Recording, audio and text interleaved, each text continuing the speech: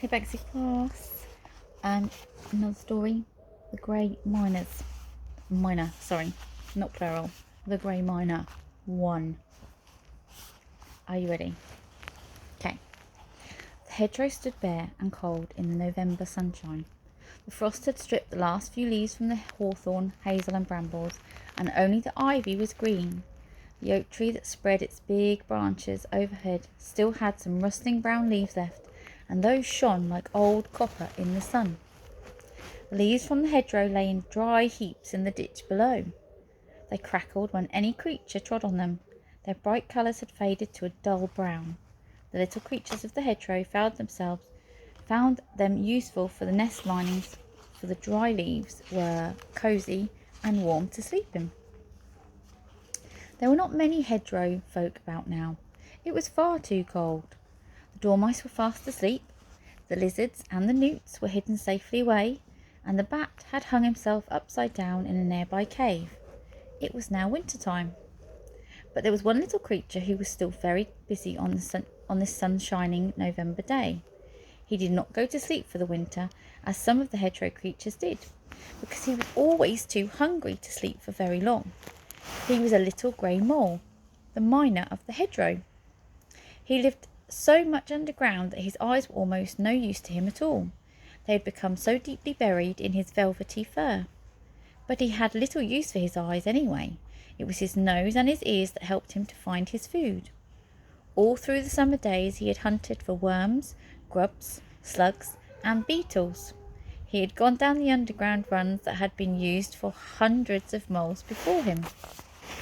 Long straight runs, worn smooth and round by the passing of many velvety bodies. From these runs the mole had tunnelled sideways in search of worms, throwing up the earth as he went, making many little molehills that showed the way he had gone. Now that the winter had come, there were fewer creatures about, and sometimes many days passed before the mole met anyone on his journeys, except little grey miners like himself. Today he was frightened, for a strange thing had happened. He had had a nest deep in a molehill on the other side of the field, not far from the little brook. For 4 days the rain had fallen without stopping, and at the end of the 4th day the brook had overflowed its banks. The water had flooded the mole's tunnel and had poured into his nest. In a great fright, the little creature began to tunnel upwards, and at last came up to the open air on the very top of his molehill. Water was all around him. Only the height of his hill saved him from the flood. Soon the water went down a little, and the mole stepped into it. He did not dare to tunnel downwards, for he was afraid of being caught by the water below the ground. He found that the water around his hill was deep, but he could swim well, so away he went, striking out with his spade-like front paws as fast as he could. Soon he came to the end of the water. He was on the earth again. He burrowed downwards, throwing out the soil with his paws, and at last struck a tunnel, one of the many that ran across the field. He went along and reached the hedgerow, which he knew quite well. There was a fine straight run that ran all along the hedgerow. It was dry and it felt warm. The mole made up his mind to make a new nest under the hedge, so he began to make a side tunnel towards the hedgerow. His sharp nose smelt a worm as he worked. At once he thrust his strong snout into the earth and dug swiftly with his clawed feet. In a trice he reached the worm, which lay coiled up cosily in its small chamber of earth, and he gobbled it up greedily. Then he went on with his tunnelling. Now just nearby was a fine hole used by a hedgehog for her winter sleep. She lay curled up there, dry and warm. When the back wall of her hole gave way and the mole appeared behind her, the hedgehog woke up in fright.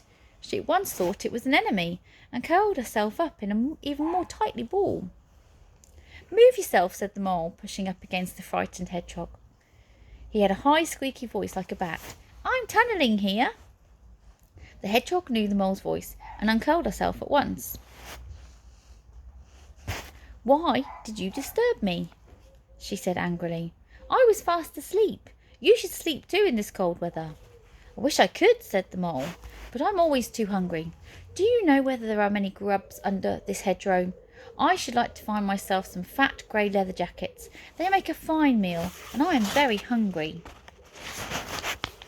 The hedgehog looked at the mole's velvety coat. It was so different from her own mass of spines. You will find plenty of worms and grubs in this bank, she said. Tell me, how do you manage to keep your coat so clean and tidy, living underground as you do, tunnelling all day long? It's easy, said the mole. My coat is very short, and all the hairs stand straight up. They do not lie backwards like the rabbits, so it doesn't really matter if I go forwards or backwards in my tunnels. The hairs will bend either way quite easily. Why don't you tunnel too? You have a long snout just like mine. You could easily burrow with it. No, I couldn't, said the hedgehog. I use it for turning over leaves when I look for slugs, but it isn't strong like yours. I've seen you thrusting your snout into the earth and throwing it up easily. May I see your paws? I've often wanted to see how it is you can dig so well. The mole held out a front hand. It was very curious, for the palm was turned outwards instead of inwards. It was very broad, and the nails were large, and they were very strong. The mole could not close his hand.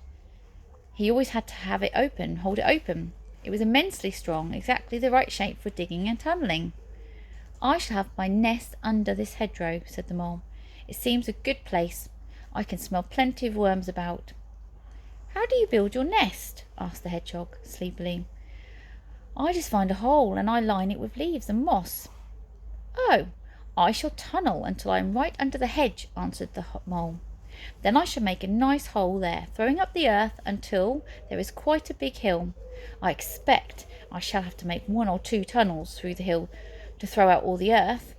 If I feel cold, I shall line my hole with a few leaves, as you have done. It will be my resting place, and when I am not there, I will be hunting all around under the ground for grubs and worms. Don't eat all of them, begged the hedgehog. I might go hunting myself on a warm winter's night. Tell me when you do, and I'll take you to the best hunting ground, promised the mole. Will you have any children living with you in your nest? Asked the hedgehog, remembering how she had had 7 little hedgehogs with her in the summer-time. Oh no, said the mole. I never have them in my nest. I had a wife who made a big nest for our young ones this summer. It was out in the middle of the field, though I warned her it was not a good place. She took leaves and grasses to the hole in her mouth to make the nests nice and soft. I saw the young moles. They were strange, wrinkled like little creatures. But before they could look after themselves, a dog came and smelt them out. He destroyed the nest hill, and he found the little ones. My wife escaped down the tunnel, but she was so frightened that she fled to another field. A badger ate one of my little ones, said the hedgehog, suddenly remembering her poor youngster. But all the rest are grown up and have found holes of their own to sleep in. I don't think I should know them if I met them now. You'd better go now, Mole. I want to sleep again. The hedgehog curled herself up tightly, and in a few minutes was snoring softly. The mole turned and went back into his tunnel. He dug hard for a few minutes. He then ate 3 worms and a grub, and then found himself just underneath the thickest part of the hedgerow where he planned to make his nest. He began to loosen the earth with his strong spade-like paws. He pushed it upwards with his snout. As the hole became big, so the hill above grew bigger too, for all the earth from the hole was thrown there. Soon the mole had to take the earth right up through the hill. To do that he had to tunnel up it. But it was not long before he had the inner hole big enough to satisfy himself. He settled down in comfortably to have a short sleep, for he had grown tired.